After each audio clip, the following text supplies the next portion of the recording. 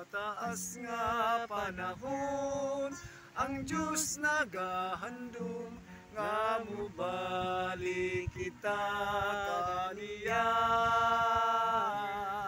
Ang atong kasalanan, kini kalimtan, kay siya lamang ang Diyos na saligan.